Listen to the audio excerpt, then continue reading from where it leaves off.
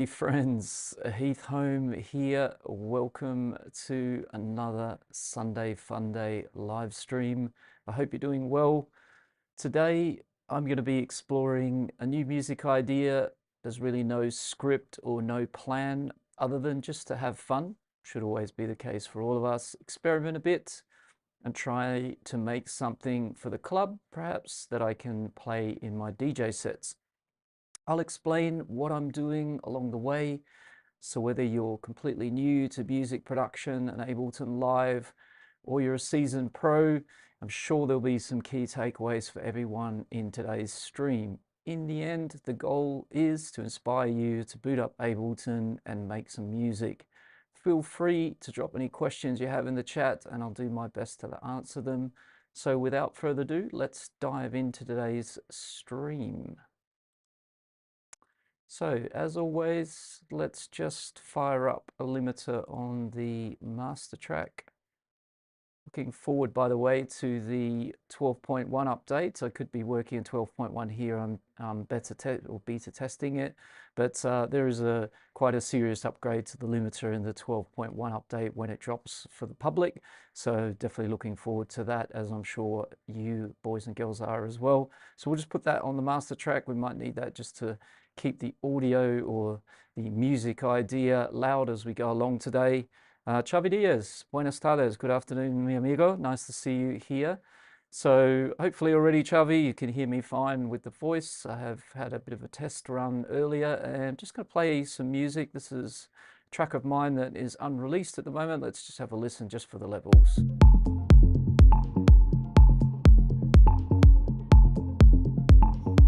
Keep the limiter off for this track as it has been mastered, and as we can see it's peaking at minus 0.4, so there's no need for a limiter in this case.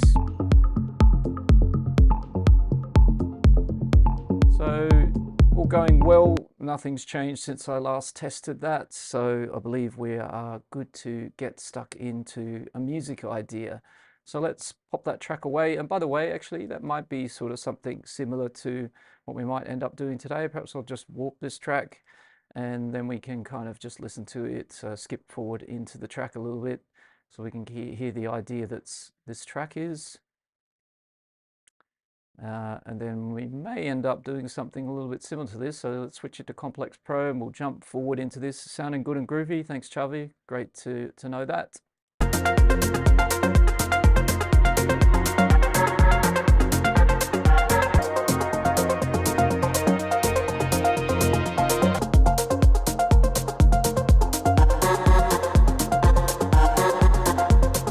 So just to give you an idea, that's sort of deeper into that particular track and the project. I guess it's a little bit of a tip of the cap, as we say, to the maestros of the scene, some of the maestros of the electronic scene, such as guys like Arme, who currently actually have a track in the top 100 tunes of Beatport.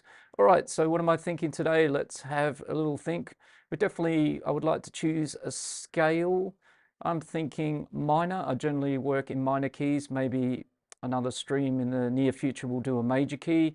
So I'm going to have minor and I'm going to choose B as the root, I think, today. I'm thinking kind of a bit of emotion to the music, so it'd be nice to have a bit of feeling in there.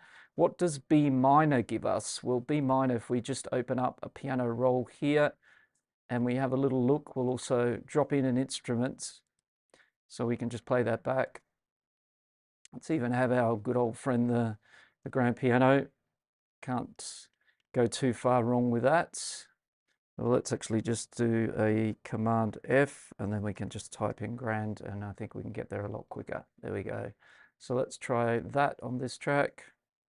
No, that wasn't the right one. So we don't want that version. We just want Ableton's version. Too many versions here. So let's say we need to filter this a little bit up here. We want instrument. And now we can see here with the blue dots, that should be one grand piano. So B minor, let's turn on our piano track. Starts with the note B. So if we also open the piano roll, we've got B. We jump to C sharp, it's one of the black keys. Then we go D, E, F sharp, and then we've got G, A, and then back to B. So it's quite a nice scale. You've got the two black keys in here, and I'm sort of thinking something like pedaling around a bit of a melody.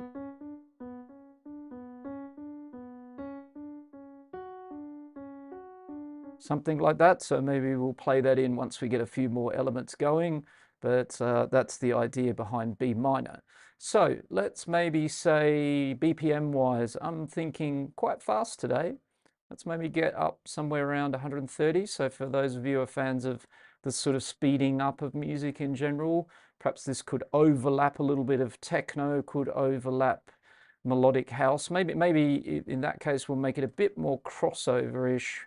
We'll come down a little bit, maybe not as fast as that then, so it could kind of fall either way, depending on how it turns out. Let's grab ourselves, let's do a clear here. Let's grab ourselves a kick drum. Quite fine with using the DS kick to start with. Maybe look for a sample later. You've seen me probably use this a lot. It's great for just getting a kick in, and then we can, as I said, we don't go down the rabbit hole of hunting for the perfect kick sample. We've just got a nice kick drum happening. Let's duplicate that over to 2 bars, and let's have a little bit of a nice kind of little fill somewhere in here. And let's turn that into a bit of a ghost note. So let's get velocity in and just bring that down.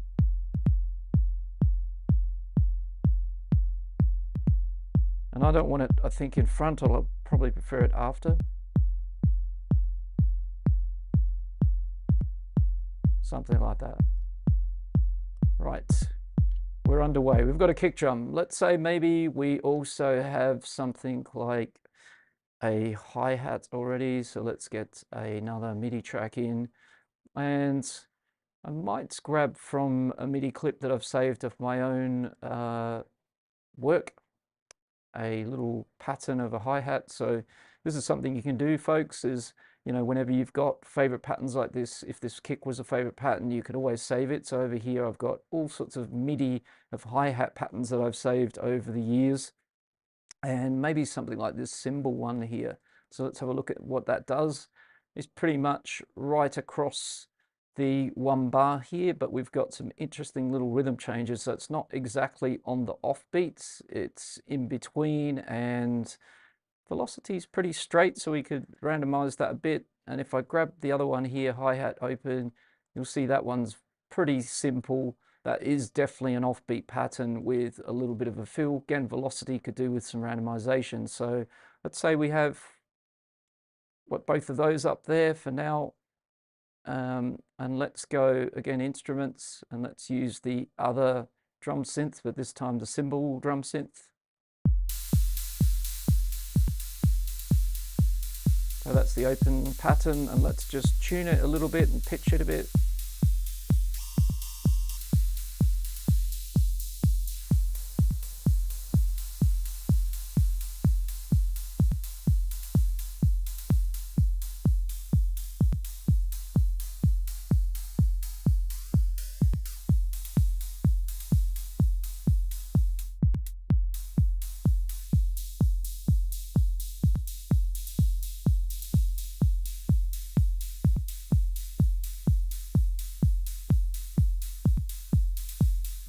Somewhere around there for the moment again, so it just gives us a little bit of a hi-hat type of groove going on. And let's say we try out the other cymbal pattern over here as well. So that's obviously quite different. So I'm definitely feeling more the open hi-hats.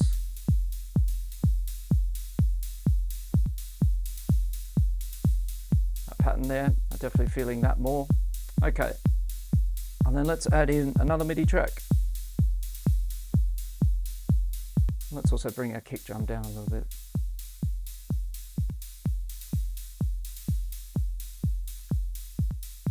And in B minor, we do have F sharp, not F0, so we could already re-pitch the kick drum as well. Let's say we pitch it to F sharp 0. Add a little bit of click to it, a little bit of body.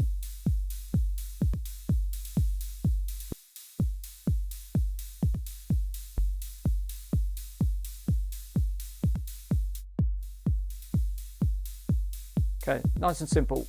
All right, so over in this clip, let's say we pop in a empty MIDI clip and we're in B minor. Let's get in a root note B. We've got C sharp if we want, but we don't have C. B is our root note. So let's have a bar of B. And then what I want to do on this track is I want to kind of try and build up already a bit of an atmospheric sort of type of idea. So I'm thinking, let's pop into the browser and let's look for a search for something like a choir. And let's see what we get there. I'm thinking a sample rather than a instrument of sorts. So I'm going to turn off instrument there and I'm going to turn on loop.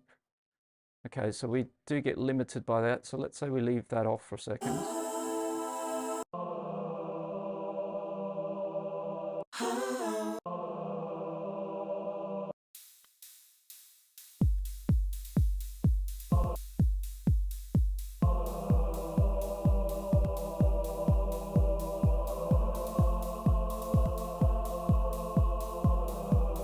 I think we can work with this one. So let's have that into the empty MIDI track over here into a simpler. So it's inside of there. Now we do know that in the file name here, it's suggesting that it's C. So that should be the original pitch is a C. So let's just have a look at that. So the tuner's not really showing anything, which can be the case sometimes. Let's make a bit of a smaller loop and see if that helps.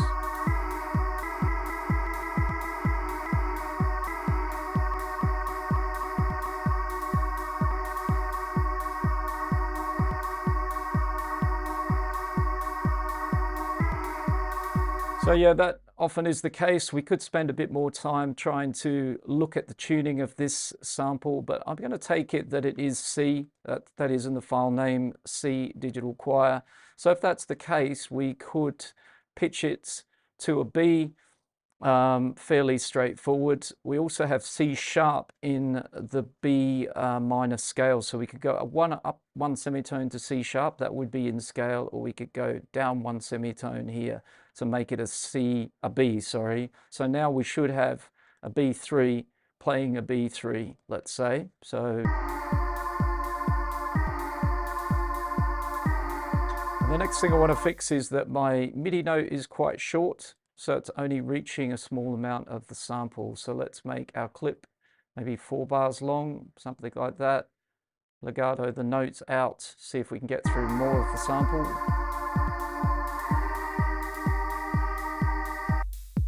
And you can kind of see that because when you look down here, this simpler actually is quite useful. It gives us 4 bars in the bottom right corner here. So you can kind of see actually the grid in the background and kind of know what length clip you need. So that's quite a handy thing to know, I think. Let's turn on looping on.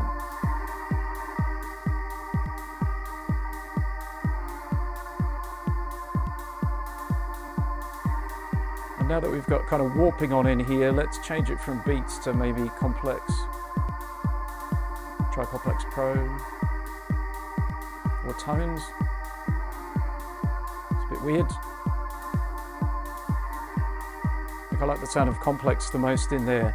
All right, so the idea here is just to have this kind of choir sound, but now we're going to make it do what I kind of had in my head a little bit. So let's get some processing ideas together here. So I kind of want to get movement into it. I kind of want to make it into an atmosphere is really what I want to achieve. So I'm going to say hybrid reverb is definitely going to be a part of what's going to happen next. Let's have a spectral resonator as well, quite like that. That will give us potentially movement and also some extra kind of pitch and change. What else could we try here?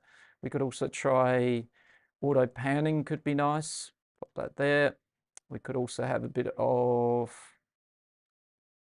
a beat repeat, could be interesting to try out here. To juggle that up a little bit. Try that in a moment. And what else? Maybe for sure at EQ, just to clean it up a little bit. Get that in nice and early here. And then maybe a compressor afterwards to sort of glue it together a little bit. Somewhere in there. And I would say that might give us a bit to play with. Oh, we could also have a resonator in here as well as the spectral and mess around with that. that'll give us a bit to work with. So as I said, the idea with this choir is to kind of not use it just like I've dropped it in. It's to kind of make something else out of it, and hopefully that will make sense in a moment. By the way, if you are in the live stream here today, do say hello in the chat, introduce yourself, let us know where you're listening from. And of course, if you have any questions, don't be shy. If it's about Ableton Live or something I'm doing, then ask away and I'll do my best to answer it. All right. So I left a few of these things on, so I'm going to turn those off. Let me do my little EQ cleanup.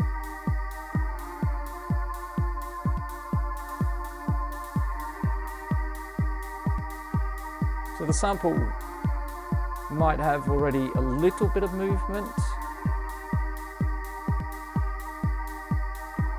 We might just give a little bit of a tack just so we round off the start of the sample a little slightly. So there is a little click. But it shouldn't really matter too much, but we could play around with that. We could also switch over to one shot and use the fade in, fade out here.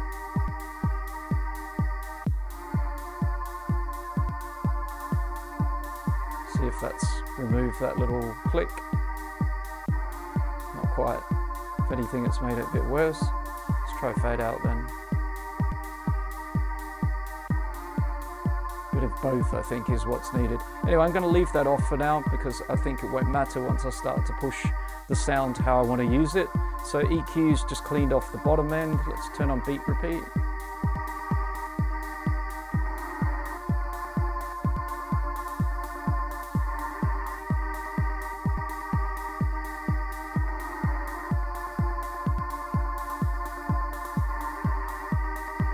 So as you can see, that can actually be quite fun to get some rhythmic action into this sample, because remembering up here, we've just got a single 4-bar note.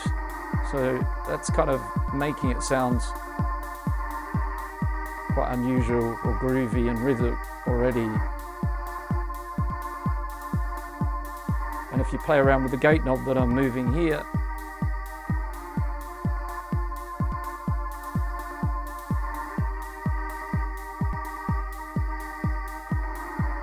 can have a lot of fun there because you're changing how much the beat repeat gates the notes.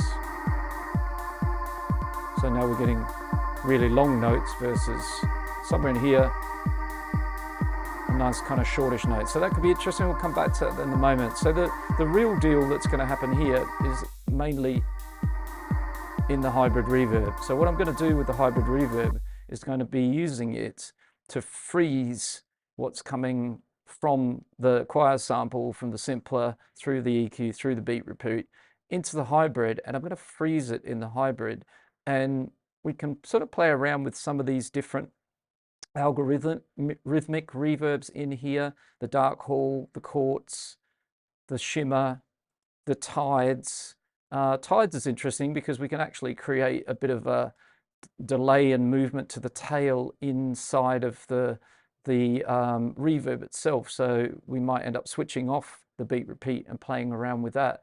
So let me show you what I mean by that. So I'm going to move the blend of the hybrid reverb all the way over to the algorithmic side. So we're just using the blue section. And then as you can see here, each one of these algorithmic reverbs has its own matching kind of section to it down the bottom here. So let's try Tides, the one I was just showing you, that has a bit of an interesting outlook to it, where we can modulate the rate of the modulation. There's like an oscillate in the background of the tides. You can adjust the intensity of the texture of the tides in the tail. So there's quite a lot can happen here. So let's try this one.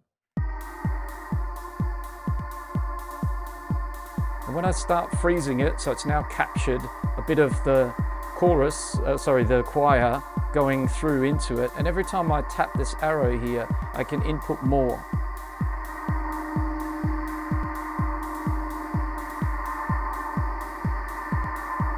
So you can hear it's kind of building that up. So I'm going to knock the beat repeat off for now and start that again.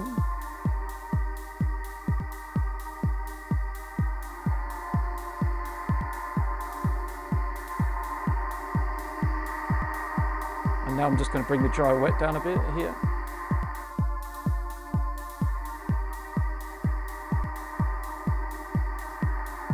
And turn off the MIDI clip. So it's no longer playing back the sample, right? This is what is held inside of the reverb.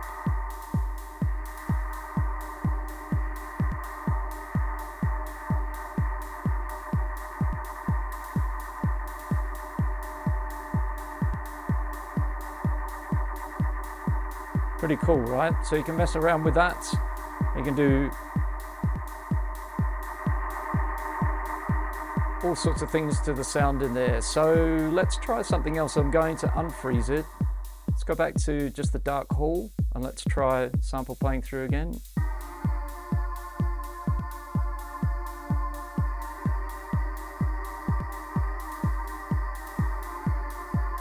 And as I said, every time you tap that arrow, you're capturing new elements and you're building that on top. So the fun thing with this is it can go a lot further because you can go back over here and start changing things and then capturing things here.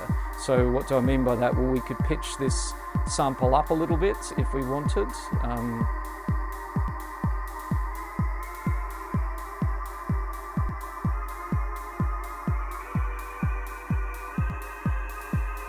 And then capture a bit of that.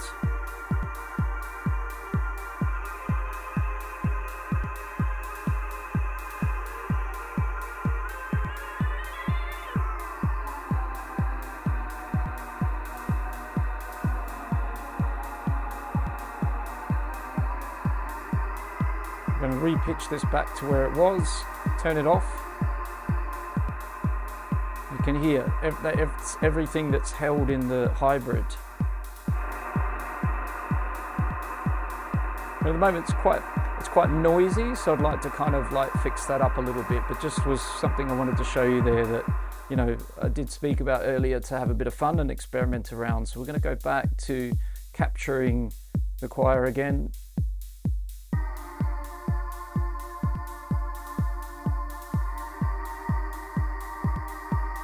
But keep it pretty simple. All right, so now I can switch it off. That's inside my hybrid reverb. And now after the hybrid reverb, I'm going to turn on the spectral resonator. I'm going to change it over to note.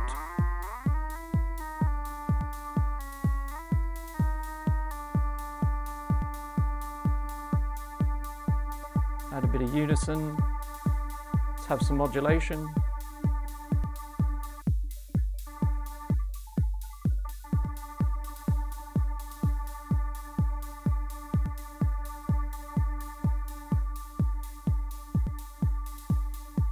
Try out the resonator, but I'm going to hot swap, try out some of the presets.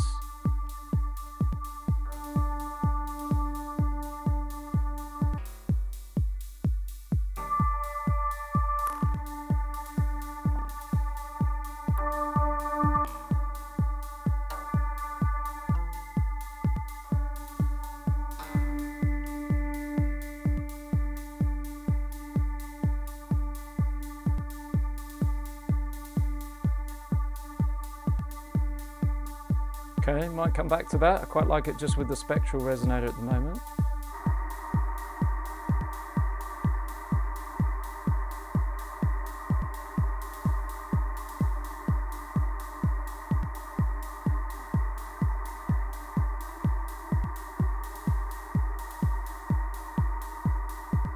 Again, I had it on D, it's a note in the scale, D3, and I quite like that.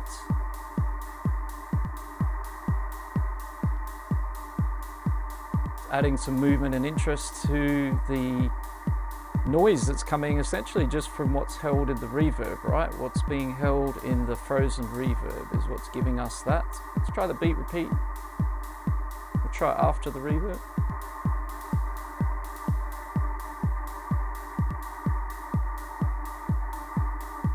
Could be quite an interesting idea, but I think I'll leave it off.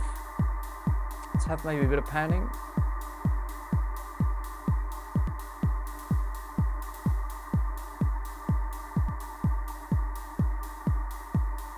Try out some of the other waveforms.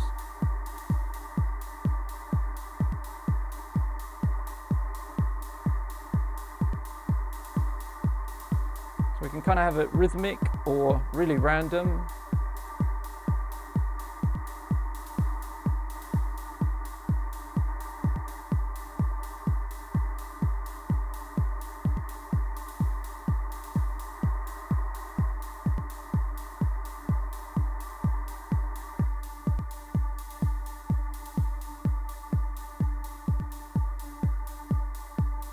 get some compression in here just to level things out a little bit, glue it together.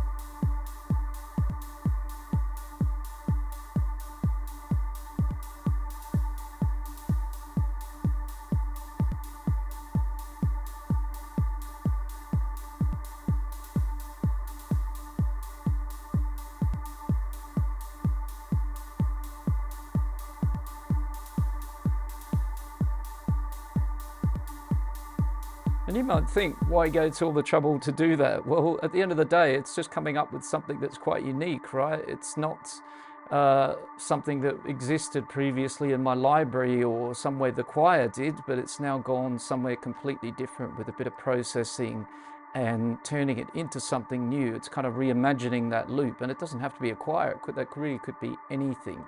The idea was to create this kind of interesting part that we can hear in the background. What we do need to do, because it is kind of a bit of a fragile part, that is that it's currently, you know, going, the frozen reverb is the key to what we're listening to, and if we are to turn that off, we would lose that information. So a good idea is to start recording this into audio, and then we'll perhaps work from now on with the audio, the result of what we've got going on here. So if we grab an empty audio track and route it to receive the choir track, let's turn it off and then to in, arm it, and then we're just going to grab some of that nice audio from the choir reverb resonator track. Let it record for a while, and again, if you want sort of some kind of atmospheric loop in your track that changes, morphs, evolves, this is just the tip of the iceberg. You can see here we could keep recording this for 32 bars or a very long amount, and you could get more modulation back in the original track that this is recording, a lot of movement, and it would be in the back somewhere evolving away. As it is, this kind of part is already quite dynamic in terms of its movement through the resonator, through the panning. It's not static. So here we are, we're almost up to 32 bars. I'm going to chop it off here. And the good news is now that we can kind of take this track, audio from no input anymore, let's turn it into a normal audio track. And we'll just mute track 3 for a moment, hit play over here, and just make sure that we've got our recording, which we have. Let's turn it up a bit. And the thing is, we could resample that, we could work on that audio now, right? It could go back in a simpler, crazy really, that it's limit is your imagination when it comes to these sort of things. So this could be, you know, turned into something else. Let's say we use beats.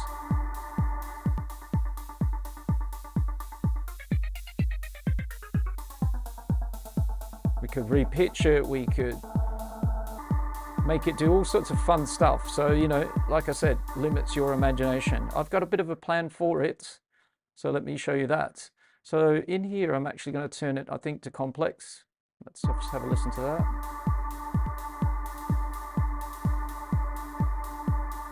Texture could also be interesting.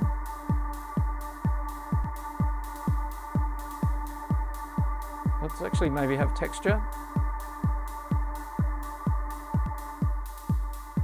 So on the other track with the choir and all those bits and pieces that were on that track, don't really need that anymore. That can be dragged over to the right. And if anything, everything can be switched off.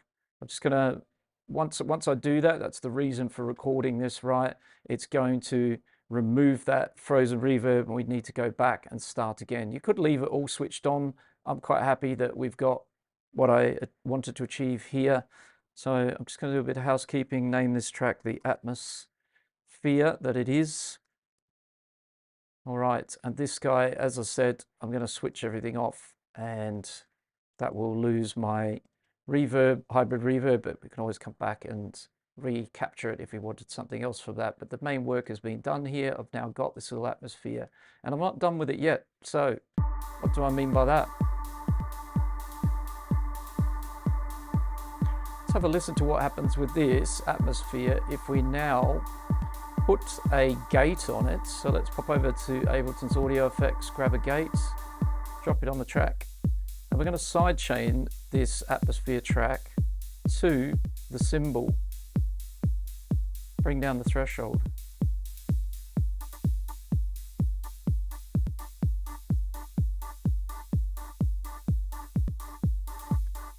And if I now move the hold knob on the gate here,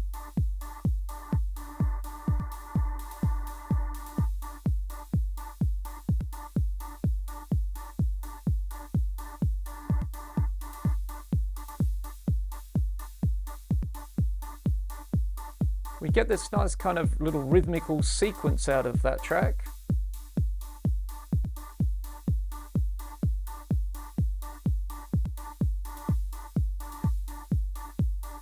And if we change the MIDI pattern on the cymbal track to something else,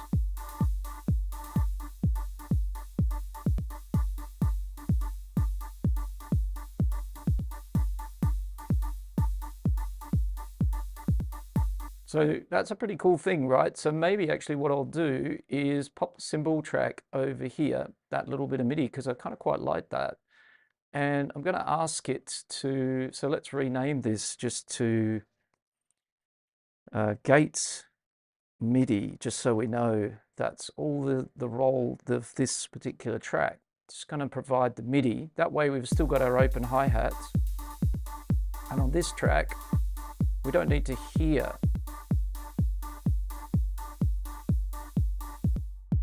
So let me set the sidechain to the gate MIDI. Right, so it's using that MIDI from the cymbal track to move the atmosphere in a rhythmic way, but now I can play my open hi-hat and they're not connected.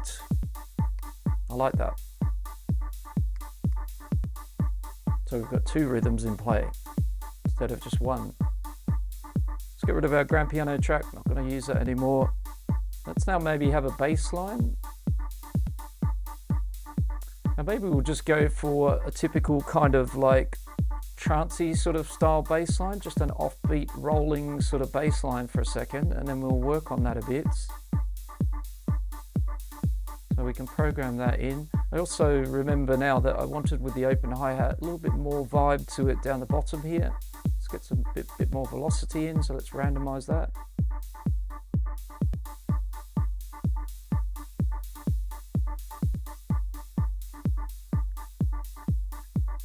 And I'm also thinking with that for a second, let's maybe group this cymbal down here, open up the chains, and let's pop into our sample library. So Command F, let's do an all.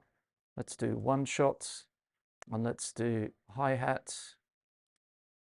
Okay.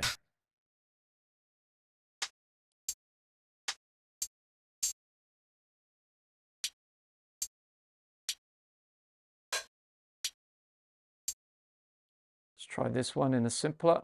Turn off the cymbal for a second.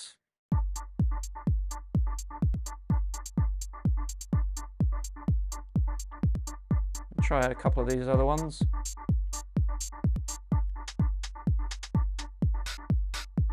Three is more like what I was looking for.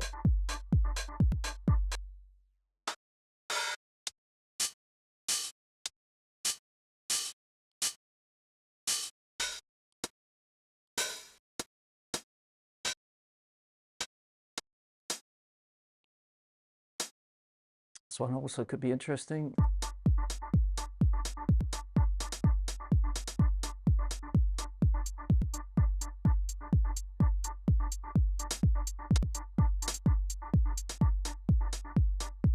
Okay, let's do a filtered search, hi-hats that are similar to that one.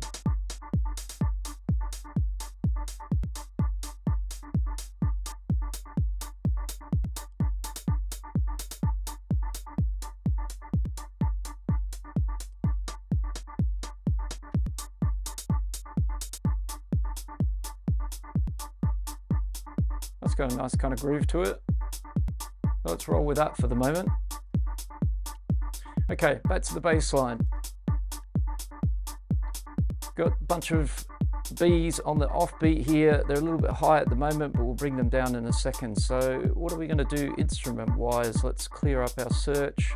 We might have a bit of analog for the bass.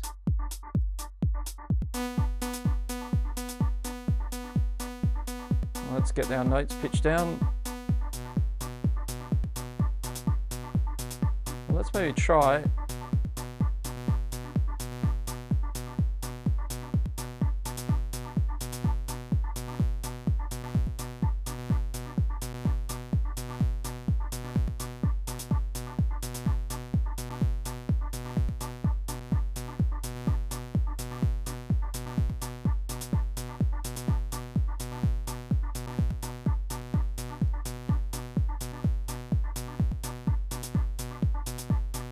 Okay, let's work on the sound a bit.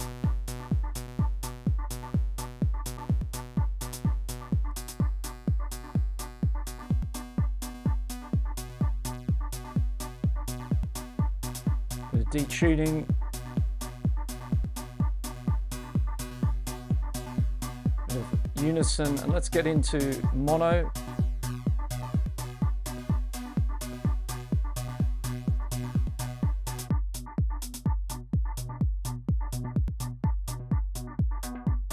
So we could have a really clean bass line if we want. Something like this with the filter right down low. Or we could have a bit of a dirtier bass line.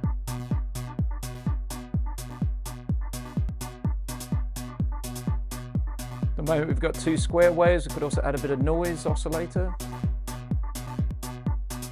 But I think the key would be messing around a bit with the filter here. So amp envelope, we've got a plucky bass at the moment.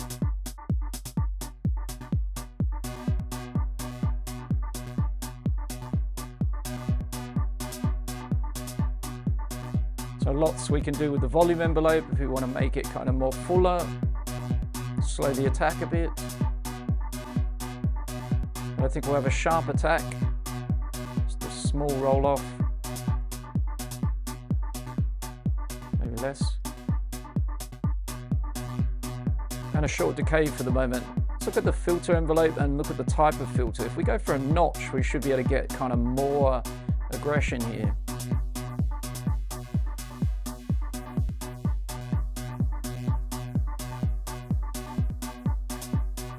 So we got kind of a nice little groove rolling now. Let's get our limiter working for boosting the volumes while we're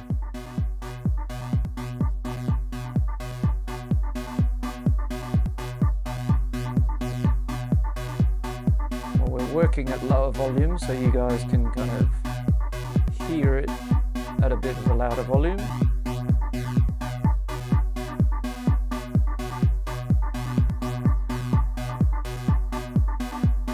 So a bit of reverb on our atmosphere.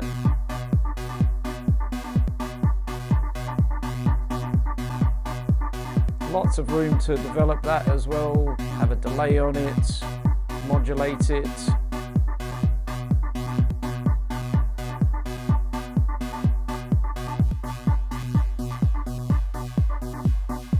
Maybe we go for this kind of more aggressive, gnarly bass sound, which is coming from the choice of notching, having a notch filter, so it's cutting a little notch in where the frequency cutoff is set.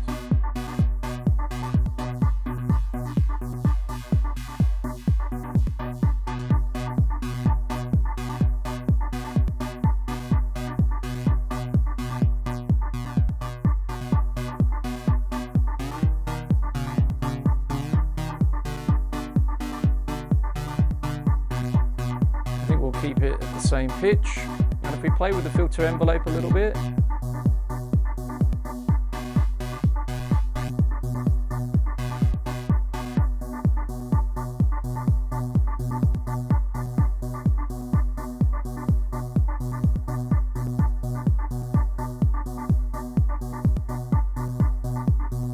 so we could have the filter opening and closing and moving around the cutoff a little bit, and if I go back to say a low pass,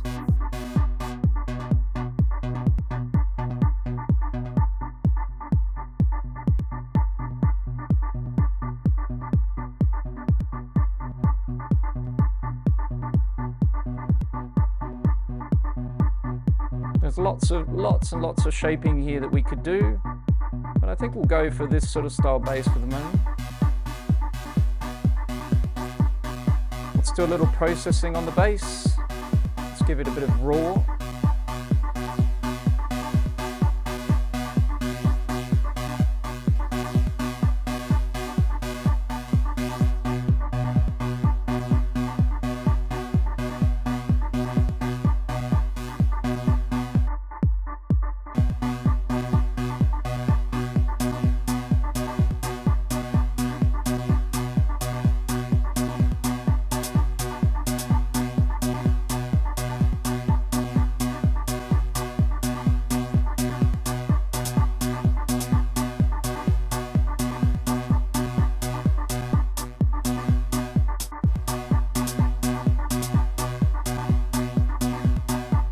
Bias on the raw modulating or bits.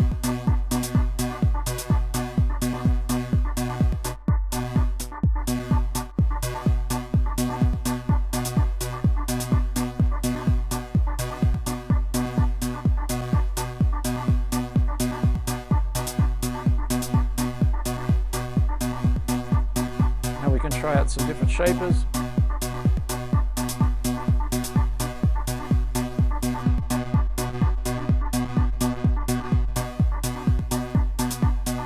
Quite nice on the tube.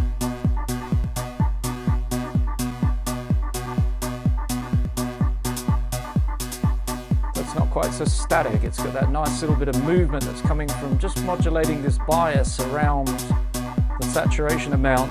And the nice thing is if you set that up to modulate first, like I did, get this into the matrix, give it a bit of modulation, you can then go down through the different shapers and try them out and see how that is working. By the way, if you are here in the live stream with me, do let me know. Say hello. Hope you're enjoying the stream so far. A little bit of a new music idea going on here. And hopefully with the view that perhaps seeing how it ends up in the next hour and more or less hour and 15 minutes. We'll see where we end up, but it could be something that I was kind of looking to make a track that I can then bring a bit of a series of videos. I haven't done that for a while, where I then sort of work on arranging it and taking it forwards to a finished track. So if you'd like to see that, do let me know in the comments as well, and I'll definitely factor that in. All right, let's crack on here.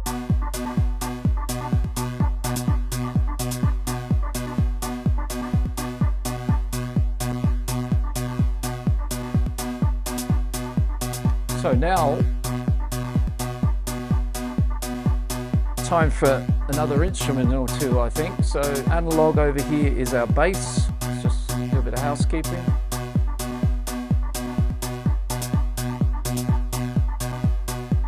And we could have a variation of this bass, so this could be 1 and then 2.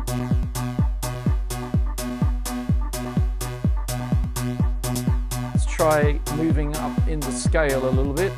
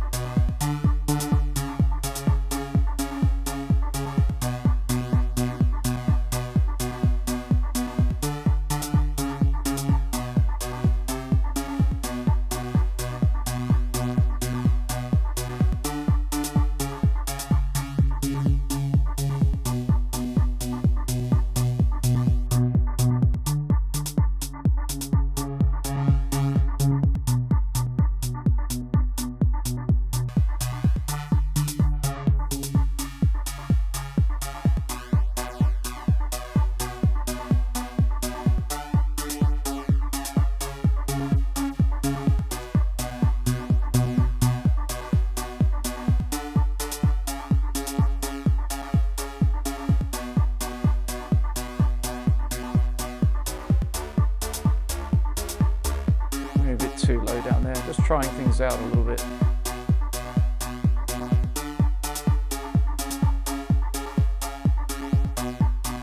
Okay, so let's load up another synth for the idea of a bit of a melody, perhaps. So we have something we haven't had for a while.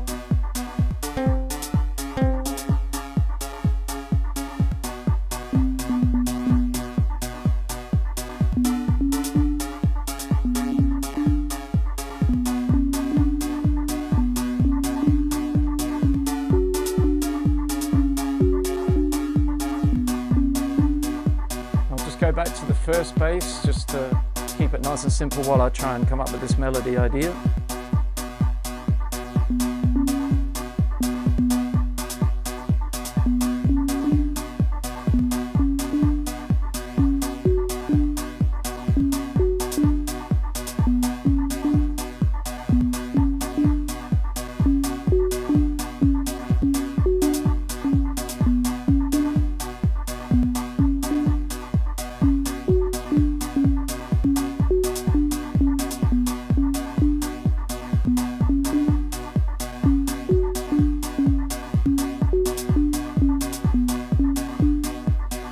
Try some of those. So we can use capture. Let's get it into a loop.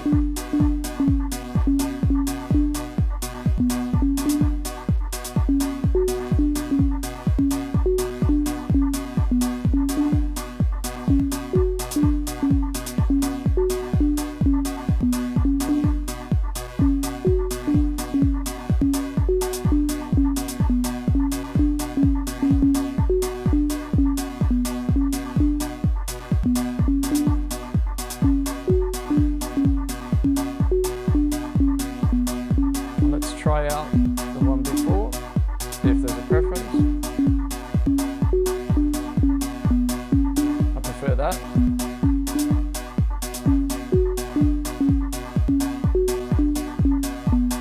A little bit better vibe in that one in terms of playing wise. So let's do a little bit of a copy of this take from the MIDI controller, drop that down, pop that in as original.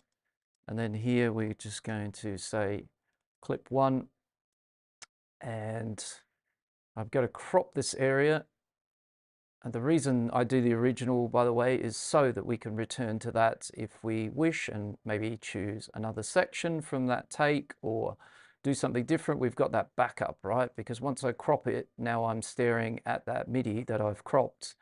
And obviously there's no going back from that. Command Z there is, but once we keep moving forwards, that clip is now committed to those notes. So a bit of quantizing required.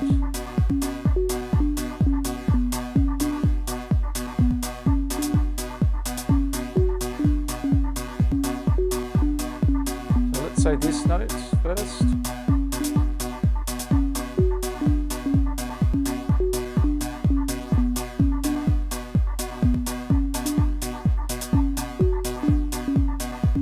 As well, could do it a little bit.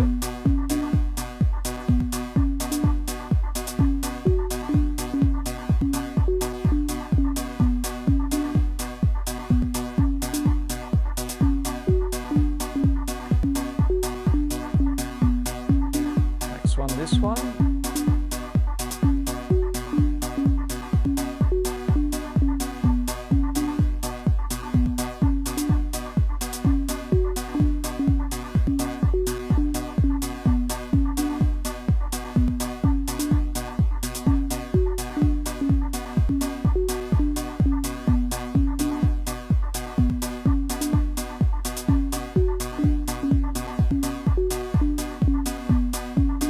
Might move all the way over to there.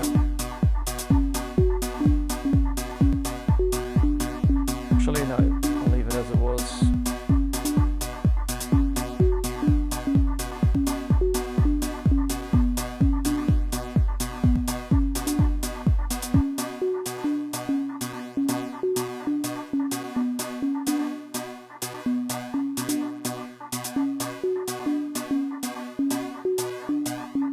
Yeah, this one here, not quite working for me.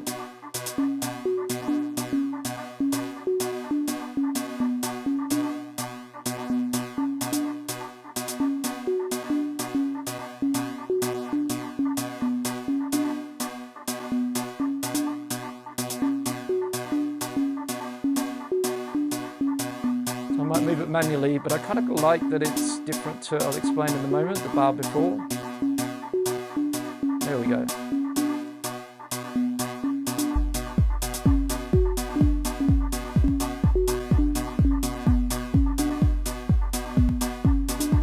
So something I'm noticing a little bit is my ghost kick note. It's kind of clashing a little bit with the melody, so we might perhaps have it out in a couple of bars and only just coming in 4 bars.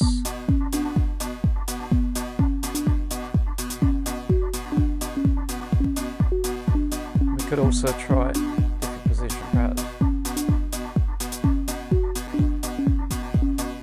That's better.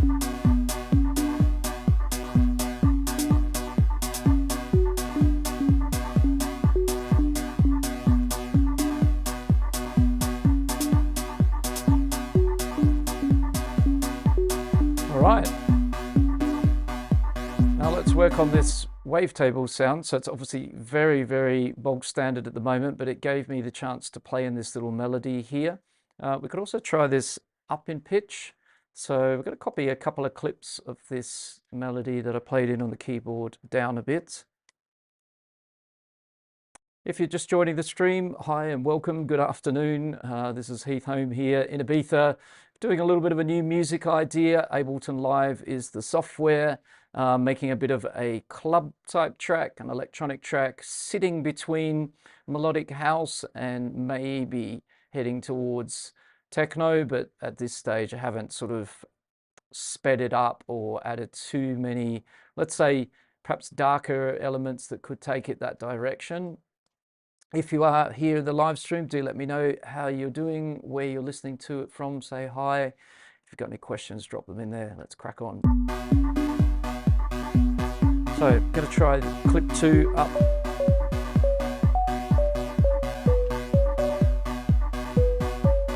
So I feel that will give us more space up there. And let's do another copy of this same MIDI clip, make it 3. 3, I'm going to actually try turning it into chords. So let's add some scale degrees. So we'll have all the notes selected and we'll go add the second scale degree. And then we'll add another interval.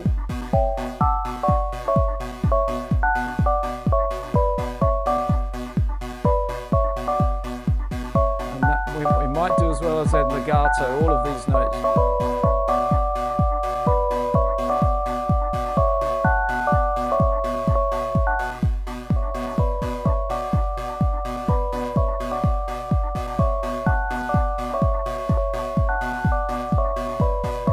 Now let's try and make our wavetable a bit more interesting.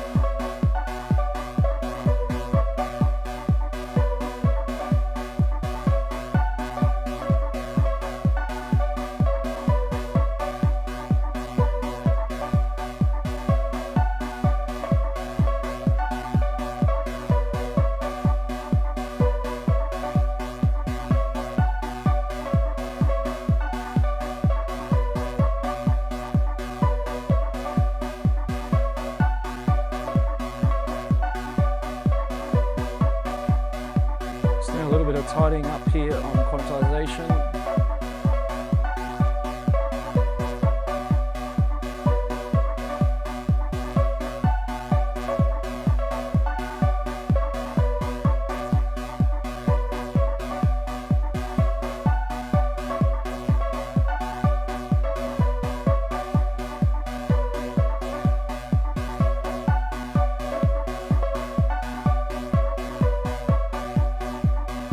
Nearly there.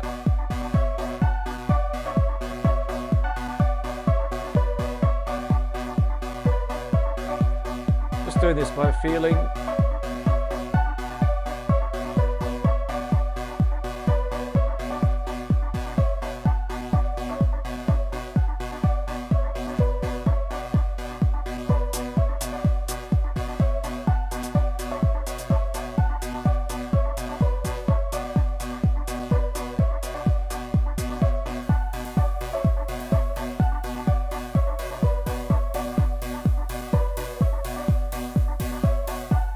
Kind of liking the symbol again that I had in the beginning, so just trying things out, right? So this track, we've got options. We've got this melody from it. We've now got the melody into chords. Down an octave where it was when I originally played it in.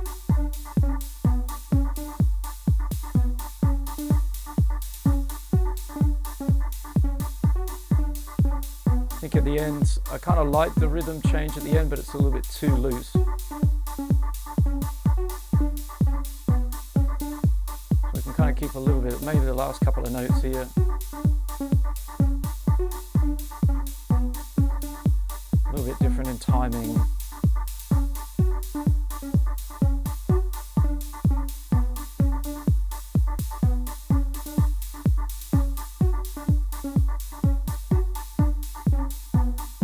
Nearly. That last note back over as well.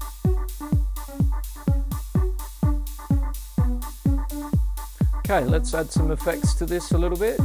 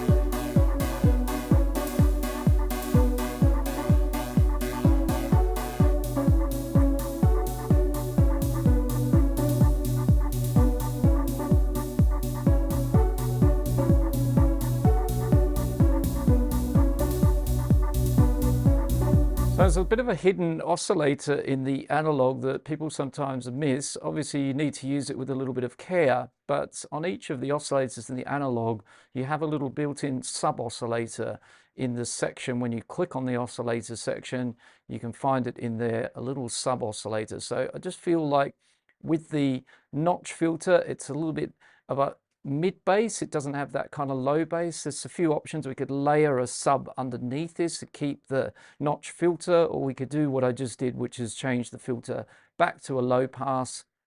It's a more rounder, kind of smoother analog bass instead of quite so crunchy from the notch filter. And there I can then get more of a lower bass feel and add perhaps a bit of the sub oscillator to it. So let's play around with that a bit.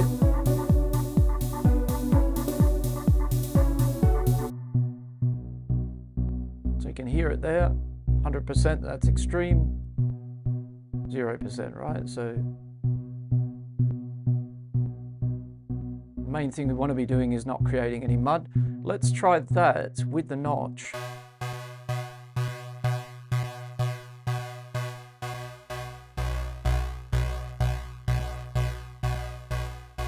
Yeah, it could help beef up the low end here, because with the notch filter, you can feel, it feels a lot less bassier, right? But it's kind of nice for the tone. The other thing we do is group the analog in a rack.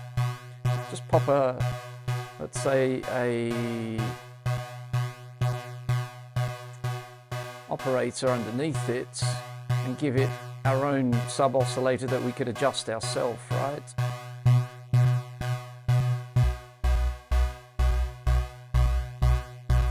Which might be a better way to do it, because we have then the envelope that we can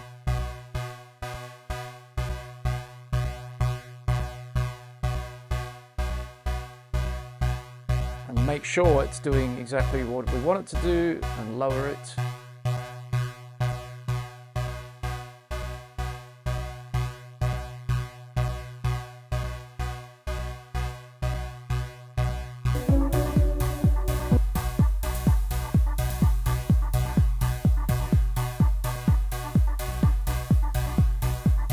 Doing a nice job of beefing up the low end, and we've got an ADSR so we can play around. We've got an envelope, change the envelope, we've got tuning,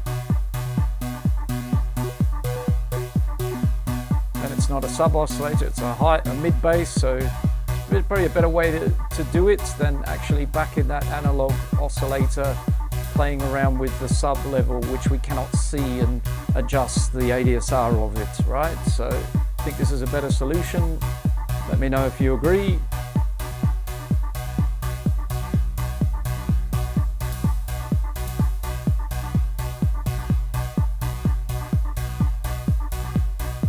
And we could go on this operator, maybe even add a bit of an amp or raw to it.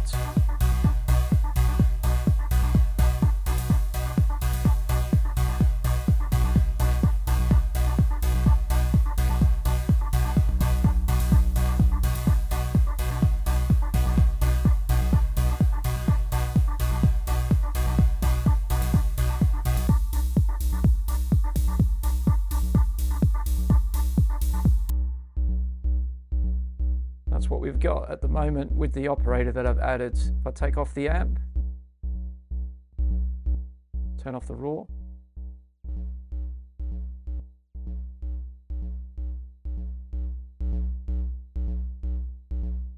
so it could work quite nicely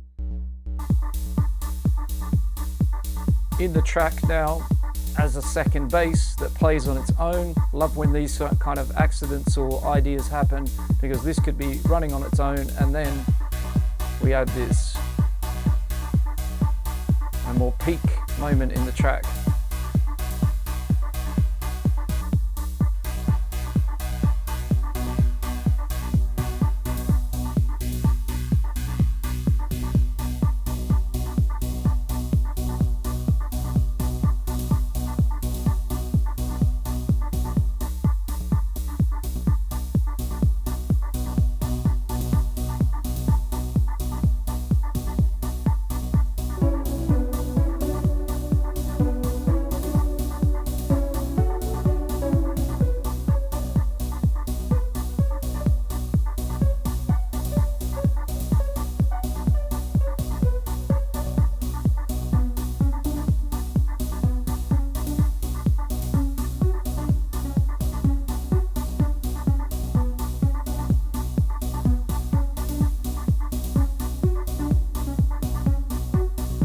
I think 2 is going to be a copy of 1 pitched up that I've changed the timing slightly on, so this should be the new 2, I think. Yep. And actually I think that's really nice up there. Reminds me of a track called Brain Bug. I don't know if you remember that from back in the days. Hands up if you're an old trance fan or fan of music from the 90s through till now. There's a track called Brain Bug. Check it out. It kind of has this kind of nice little high melody like that. So Let's call this the melody track. And my idea next to try out another MIDI track, we're going to copy the clip 3 over to it, try out another instrument.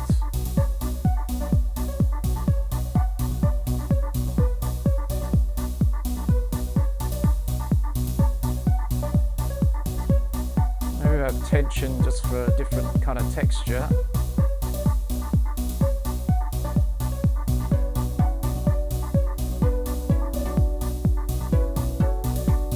What I want to do on this is add an arpeggio is the idea, and arpeggiate this track.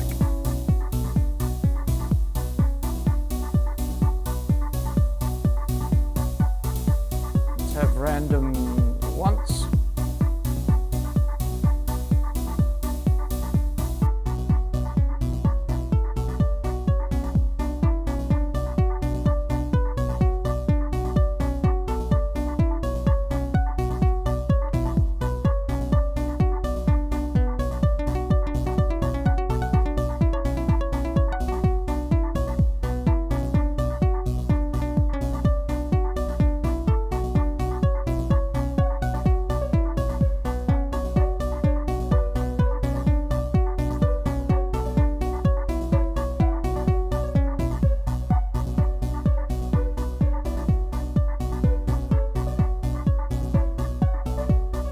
Okay, change the plans from the tension. Let's maybe go into meld, less plucky, more kind of cross between a pad and a longer synth sound.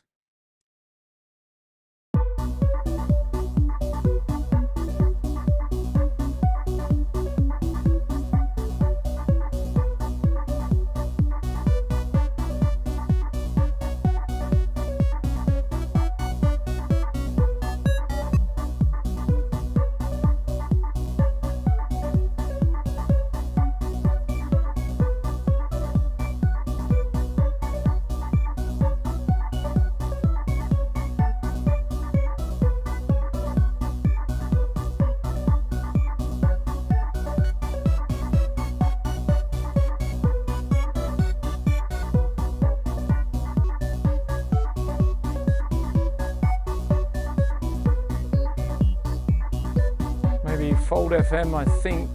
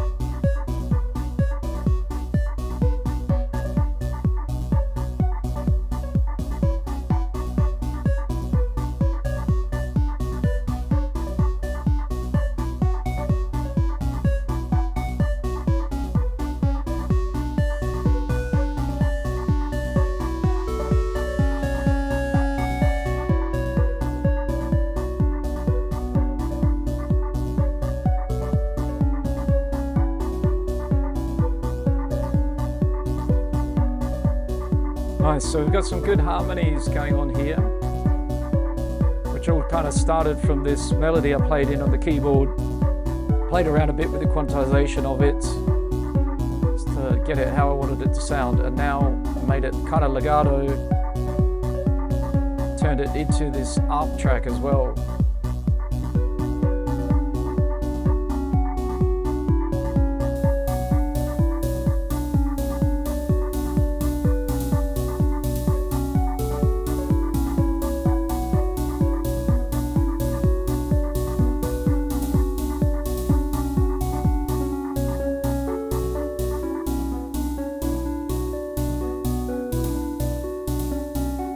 So let's do a bit of housekeeping here. We're going to label this up and call that the ARP track. By the way, if you are with me in the live stream, do say hello, let us know. If you've got any questions, feel absolutely free to drop them in there. I'll do my best to answer them. Here I'm working in Ableton Live 12.1 coming soon. Have done a couple of videos on that where I've gone through what is new in 12.1, the update that is coming very, very soon. There's some great features, new limiter, a drum sampler that is very, very cool, the auto shift device that repitches vocals and has some other creative possibilities, great for harmonizing voices. And yeah, coming soon, I would guess, still in beta testing or beta testing, depending on how you say that, but I'm sure it's going to be with us very, very soon.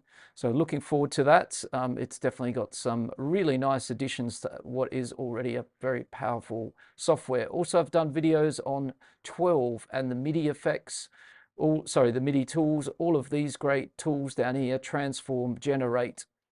So let's maybe pop into one of those for a second and have a little look at this melody, because right now 1 and 2 is great. We've got a variation. 1 is slightly lower, the melody is the octave down, 2 is pitched up. Let's take 2, copy it down, and what I want to do is use recombine. So this is going to be, let's call it 3, give it a new color, and in this one let's select all the notes, pop into transform, open up recombine, and I love using this one.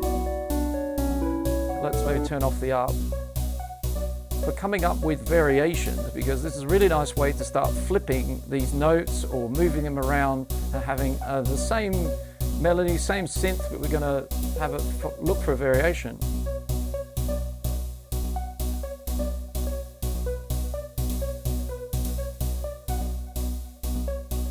See, that's quite nice. Just all I did was flip it.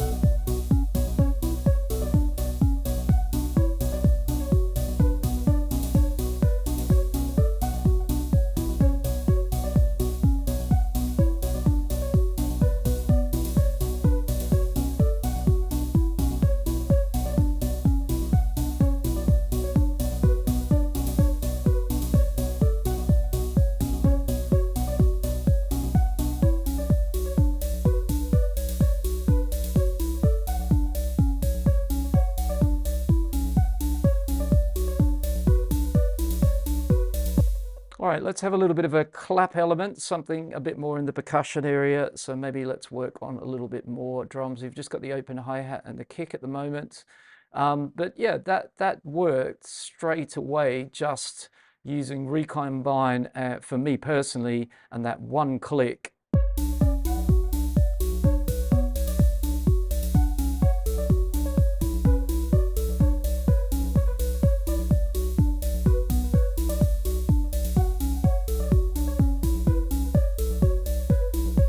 Right, it's just give me a variation like that. So think about that for many, many things that you might be working on, and you can come up with a variation of that. So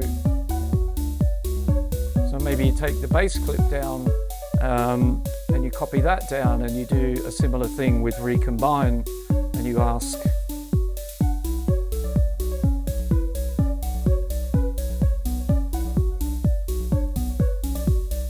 main here, it's changing velocity and length, as in this case I don't really have different note pitches for it to play around with, but I could change that so that the bass could be a bit more melodic if I wanted, and then access this a bit more. But even doing this, as you can see down the bottom, it's changing the feeling of the bass because it's accenting the notes differently, it's moving around the position of the velocity.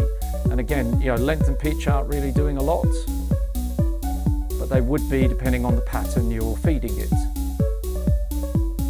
So a great way to come up with interesting variations. And even though that's only velocity, quite interesting because it's no longer the same as the clip 1, and it's really subtle. And when you experiment around with those things, you might actually find you end up preferring something you do there.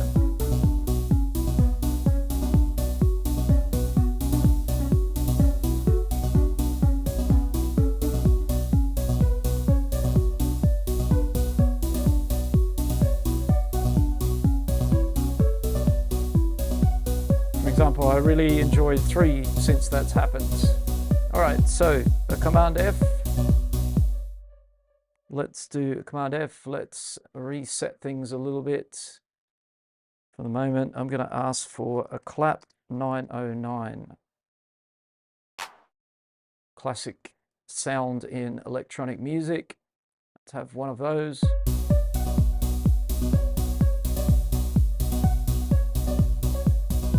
What I'd really like is just like some sort of little fill.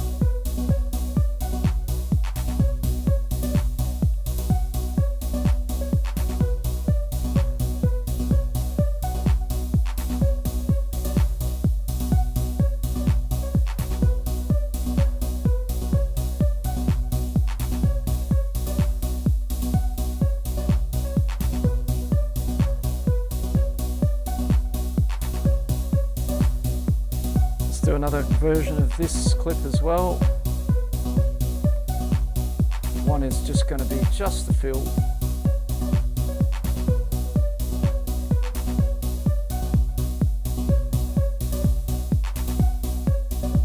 Let's have some effects on that.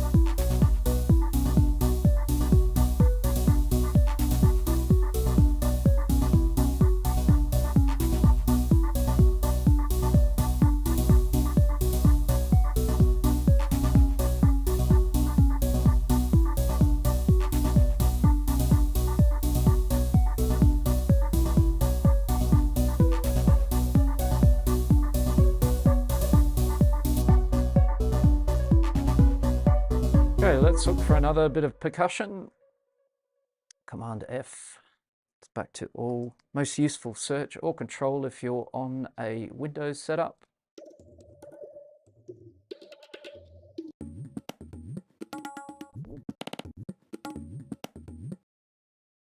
Maybe a bit of a tabla. What does this talk about? Doesn't really give us any key information, just a BPM. So let's see, let's maybe try again another one of our friends coming out of Generate, this time from Ableton 12. Let's try exactly rhythm. Let's see what we're going to get here. Split, shift. Let's change a little bit the velocity range between the loudest and softest notes. Happy with everything else. Note step duration, maybe we'll go for 16th notes. Generate, okay. Now let's find ourselves a sound in here. Turn off a little bit of this.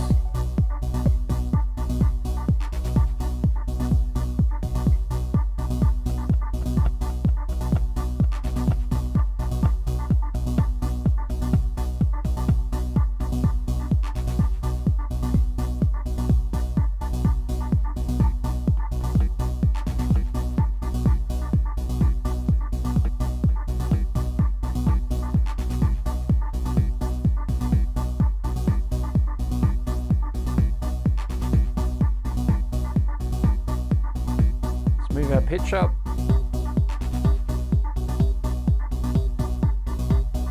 That's actually really cool. Low pitch tabla.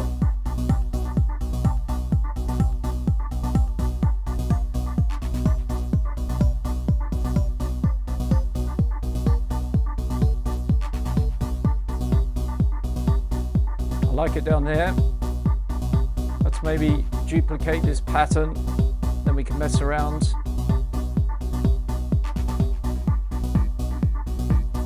Just undo that one. I'll just move my pitch here up to B1 so the pitch is correct.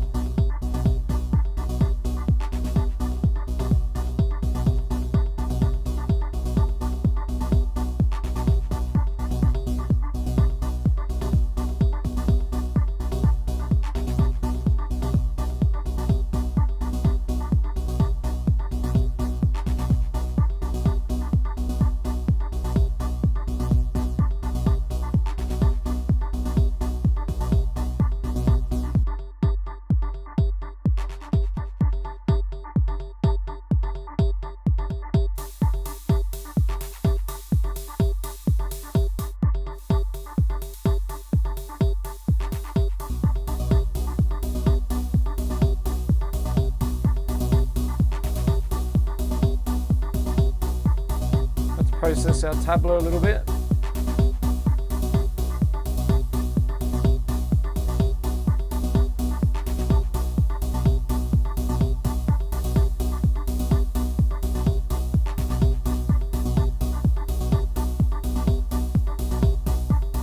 Get it moving around the head a little bit.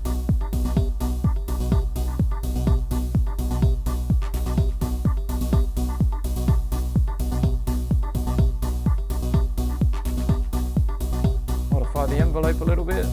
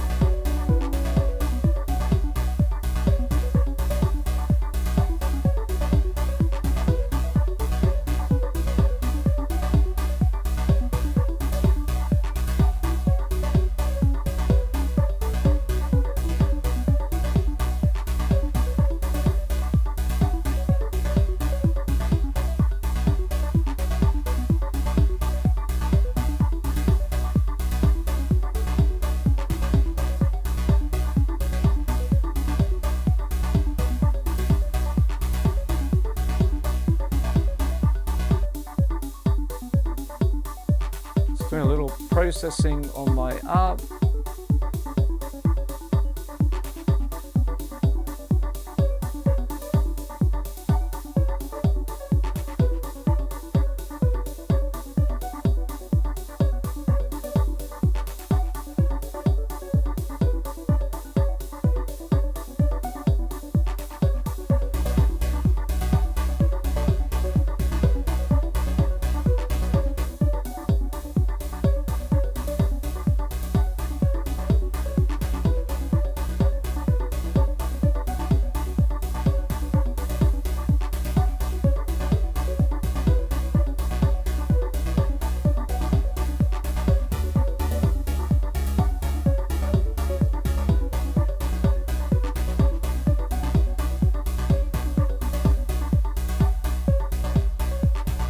All right, might be time for another experiment as we work our way towards the end of this week's live stream. I hope you enjoyed the stream. I hope you're finding it useful, whether you're a beginner or a seasoned pro. I hope you're finding some of the things I'm doing here, firstly, interesting and fun, and something you want to try out. And I hope you're, finding things you can learn from the stream today.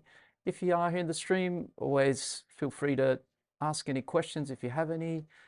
Say hello if you're in the stream and let us know where you're tuned in and listening from. All right, so let's crack on. I'm going to try some little experiment here with my microphone. Let's try bringing that into the project. And we're going to bring in an empty audio track. Let's turn it off, have monitors in, so that's a good sign my voice is coming in there. Let's arm that track.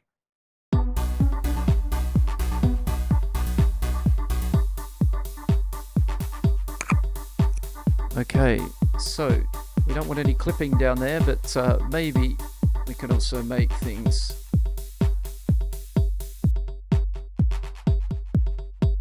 a little bit stripped.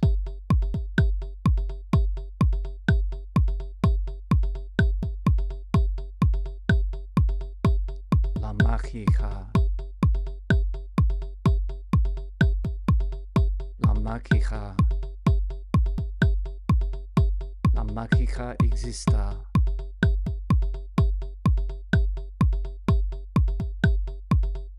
La mágica.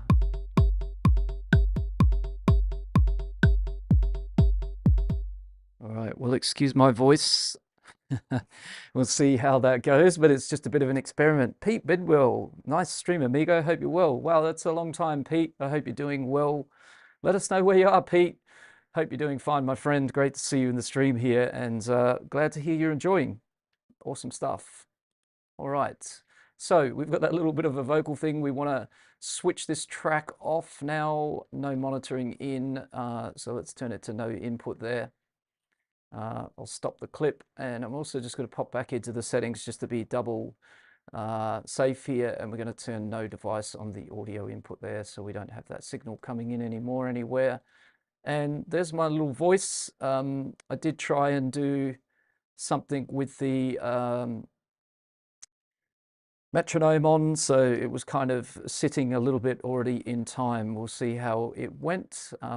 Just I was thinking just a little bit of a phrase in the background here.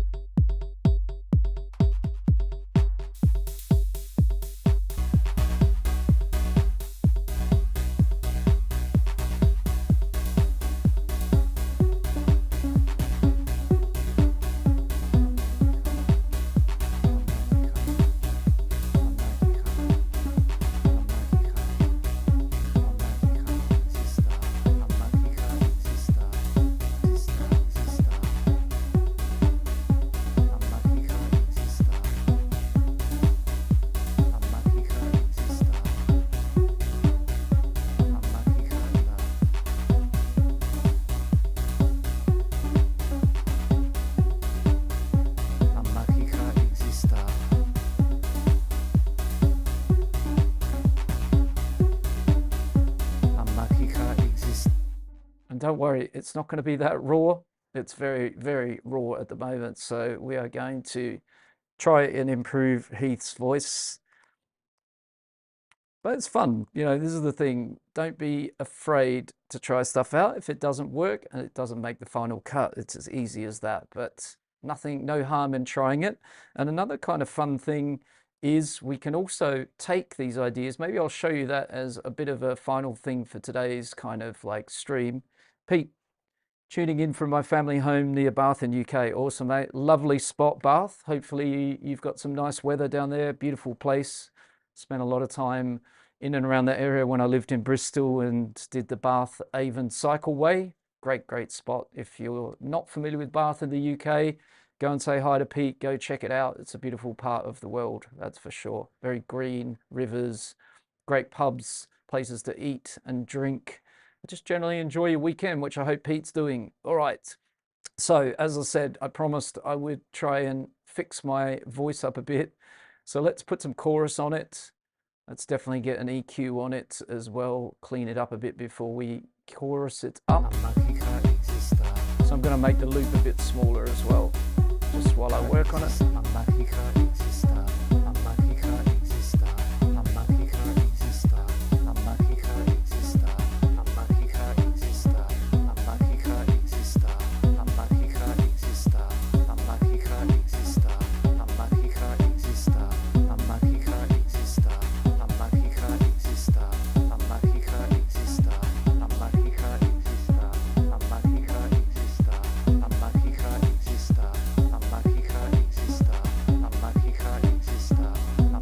Over here we've got a little bit of sibilance.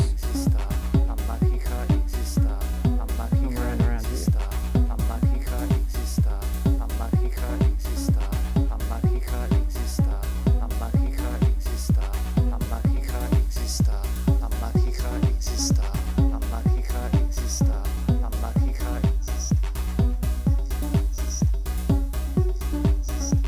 Punching out that resonance there.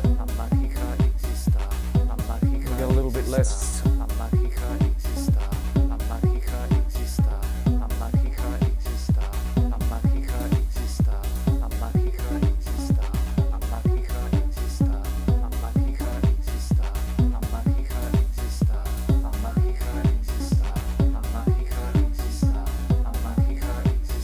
So already we can kind of twist it away from sounding like me. Could also pitch it a little bit up or down. We could do that in the clip.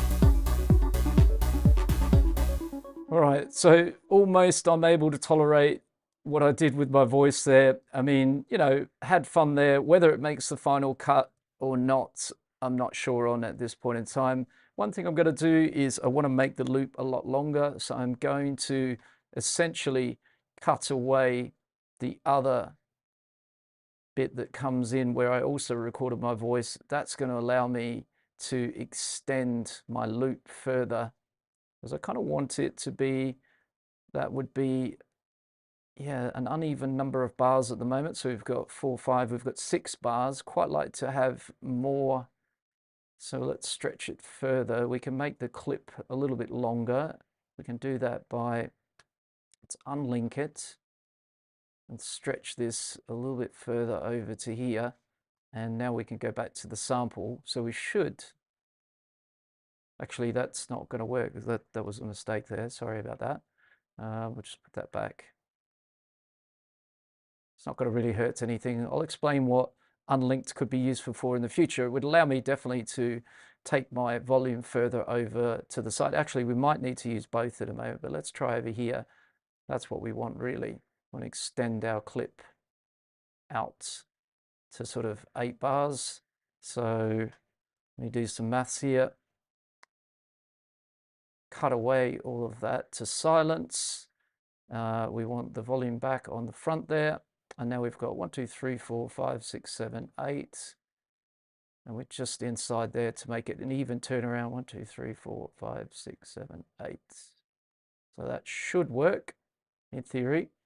So the playback starts from here, which we could also change. So we could make the playback start from exactly the middle. So we go 1, 2, 3 into the 4th bar where it starts. And then there's another 4 bars. And that should all be silent. So let's test that out. Hopefully, fingers crossed, that does exactly what I was hoping it to do.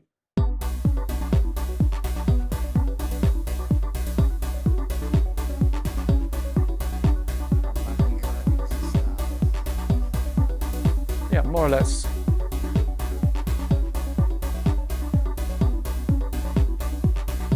Also going to put shifter on it.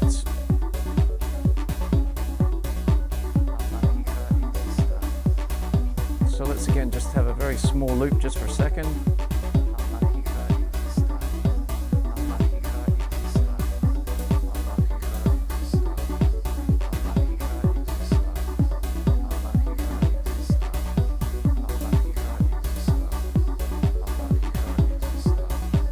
Yeah, a little bit of pitch down on it.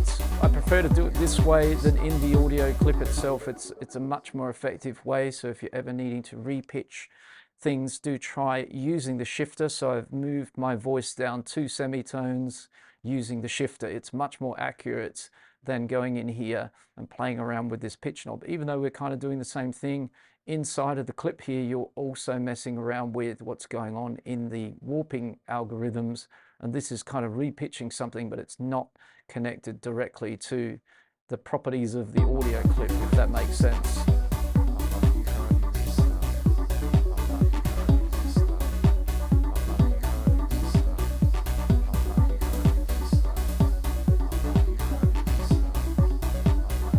Loop it long.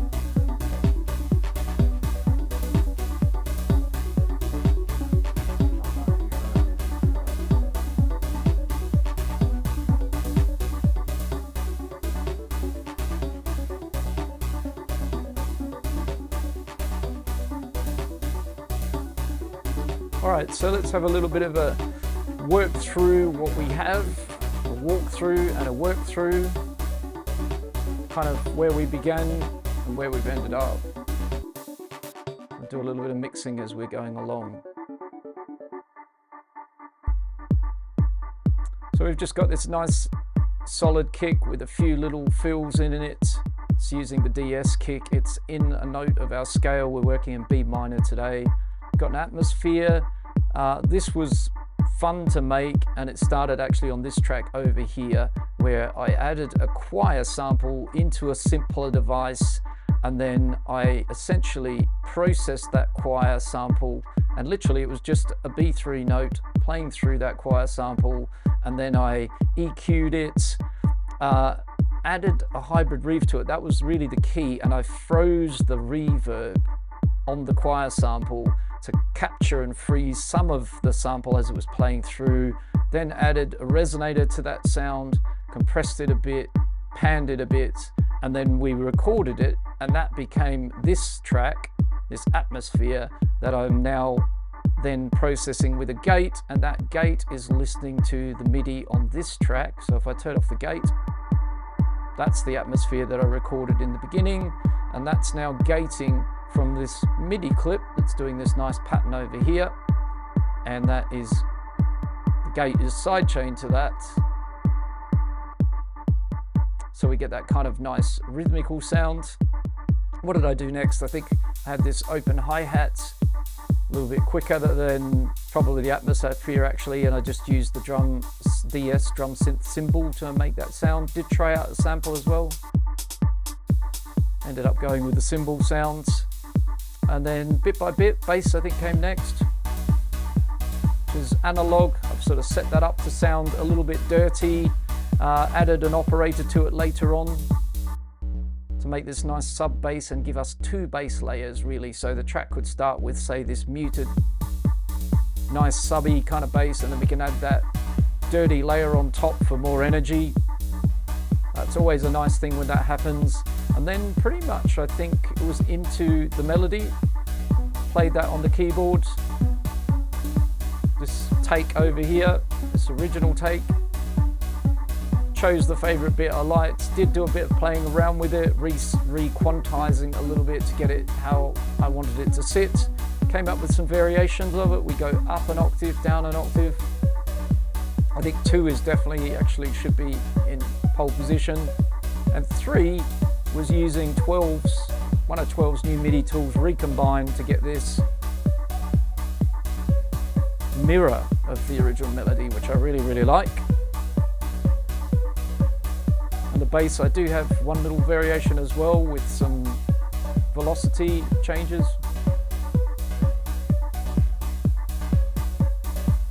I'm going to name this over here. This is a tabla perk as well, just so we know what that is in a moment.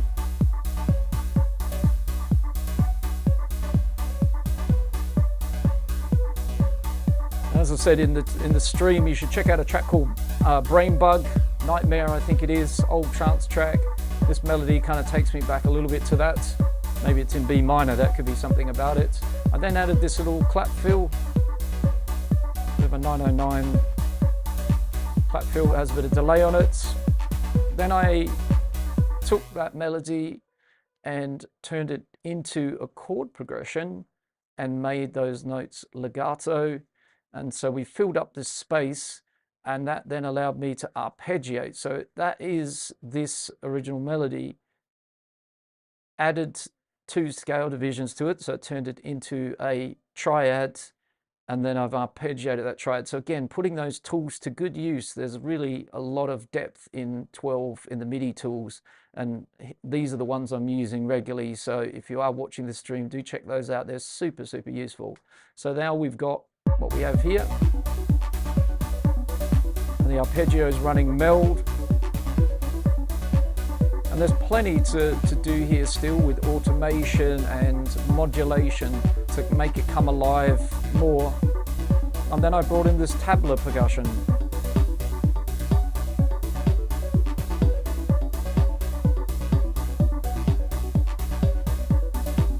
And there's a couple of patterns of that.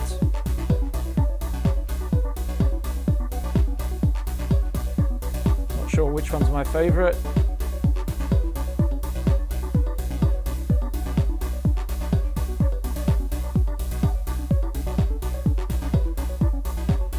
I think it is the one that was just playing actually, because the one that's copied down, this is the original, and this is the one where I kind of rolled the dice a bit using, again, the pattern tool in Ableton Live for getting some variation. So the thing is, just was reading recently a book about music, you know, how to listen to music, and the author was talking about, you know, some mindset things. And if you can start to think about creating these variations, what you're doing is, yes, you've got this loop that's running and everything's playing inside it, but you've got movements that can help you lay out your track, and you can think, oh, that's going to happen when the energy goes up. That's a peak thing. This is going to happen here. This is just going to give the listener a break from that pattern to this pattern. And I can't stress enough how important it is to do that as you go along. It really makes a huge difference to your workflow. And when you come to starting to structure and arrange the track, well, then we've got all these different possibilities in here of ideas where we can start to do that. So let's have a little listen for a second, maybe just jam around a bit, have a think about how we could arrange this a bit. So let me copy some of these down. Let's maybe make some other scenes out of what we have.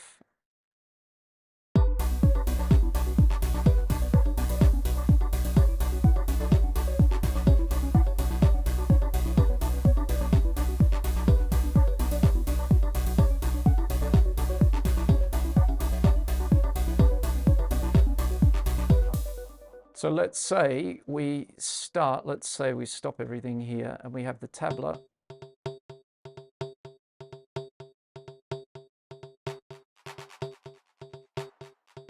Those two clips there, let's go right click over here and say capture and insert a new scene. So that might be how we start the track.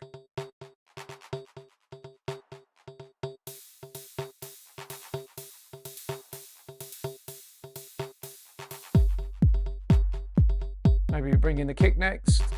This is just a rough idea just to show you how we can do this.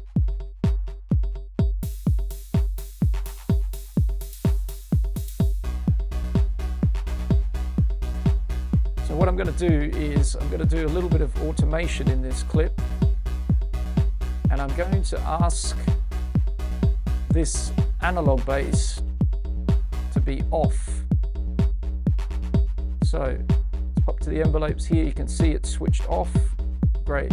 So one of these clips now, the analog bass is turned off, the one clip that we're playing at the moment.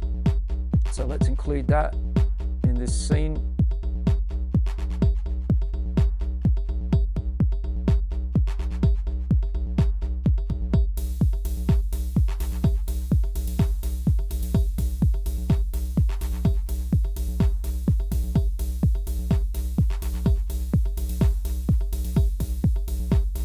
These two need to come on together.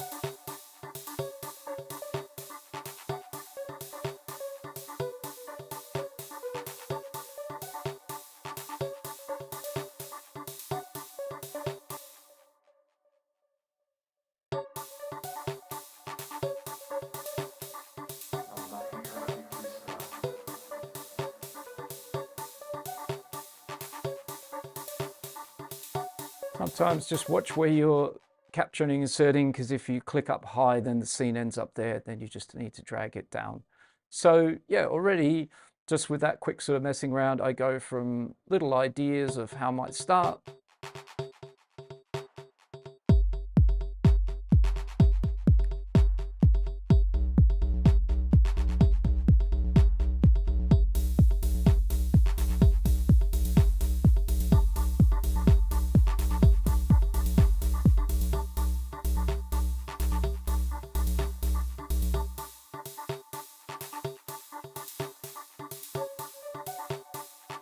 One of those scenes, that one can come away.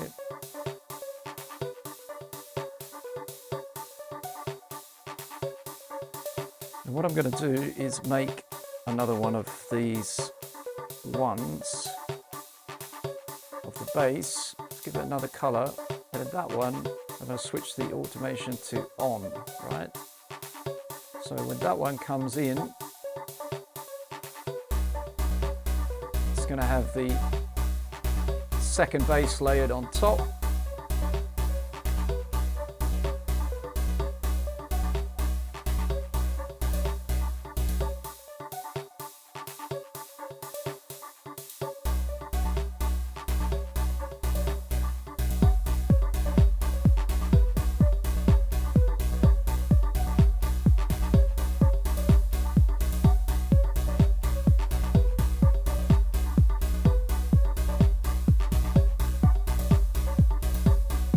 So let's actually change 2 here, sorry, 3 to a 2.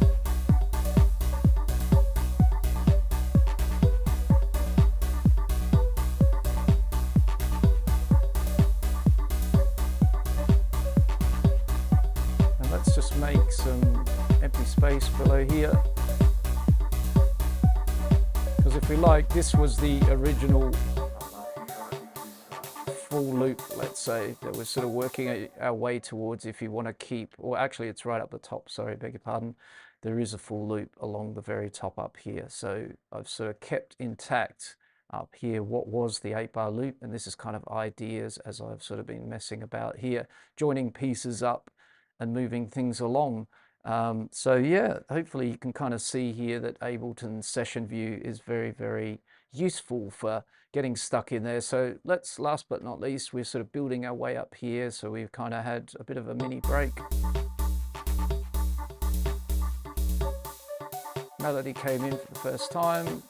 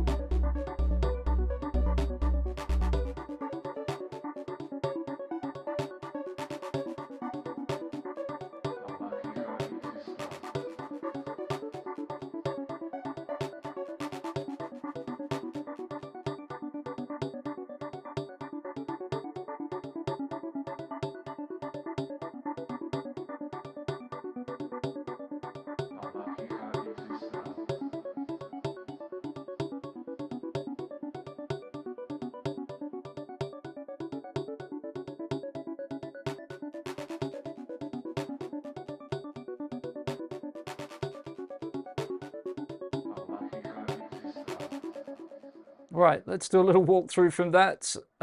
Just jamming it out, having a play around with the parts.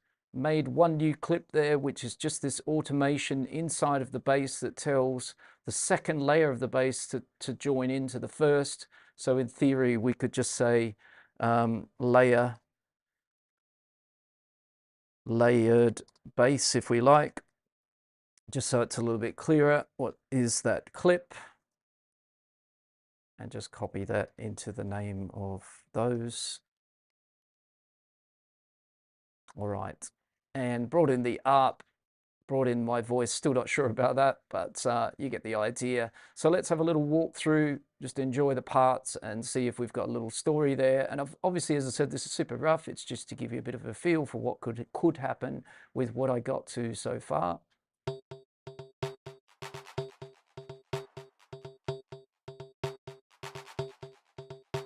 Let me just adjust the levels as we go as well.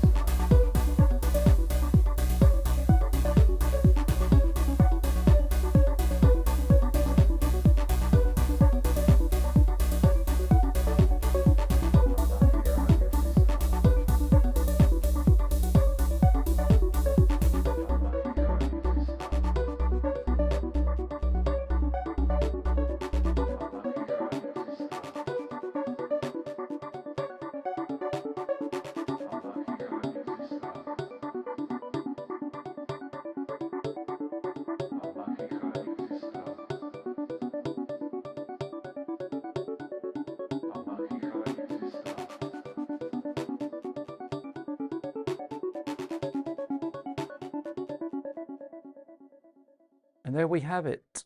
So I'm going to actually write myself a little note here.